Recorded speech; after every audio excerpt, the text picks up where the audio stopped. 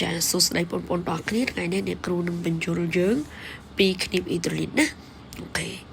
អញ្ចឹងយើងមើលទាំងអស់គ្នាអញ្ចឹងកាលណាយើងប្រើកម្លាំង S1 សង្កត់ទៅលើពីស្តង់ទី1អញ្ចឹងគ្រប់ផ្នែកចំណុចទាំងអស់នៃអង្គធាតុរាវបញ្ជូនសម្ពាធគ្រប់ផ្នែកដែលប៉ះនឹងវាចាអញ្ចឹងពីស្តង់ទី2នេះវាធំអញ្ចឹង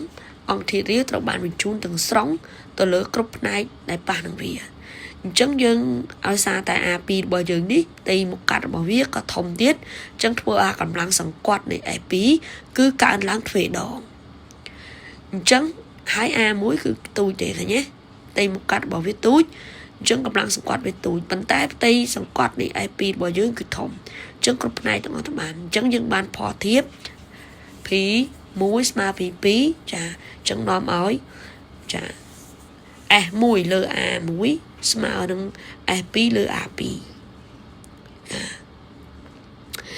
អញ្ចឹង S1 នេះគឺកម្លាំងពីស្តង់ទី1 S2 កម្លាំងពីស្តង់ទី2ហើយ A1 នេះគឺជាផ្ទៃមុខកាត់ពីស្តង់ទី1អានេះគឺជា A2 គឺផ្ទៃមុខកាត់នេះពីស្តង់ទី2អញ្ចឹងធម្មតាគឺយើងរកកម្លាំងពីស្តង់ទី2ណាអញ្ចឹងនាំឲ្យ A2 ស្មើអូខេនាំឲ្យ A2 ស្មើអញ្ចឹងយើងគុណមកតាមសមាមាត្រយើងនឹងមកអញ្ចឹងនាំឲ្យ S1 គុណនឹង A2 លើ A1 ចាសុំទោសបងសេច្រឡំណាអូខេអញ្ចឹងបន្តមកទៀតយើងធ្វើម៉េចចាបន្តមកទៀតគឺយើងផ្ទៃមុខកាត់របស់យើងអាចស្មើនឹង2 π d ការ៉េលើ4ករណីគេ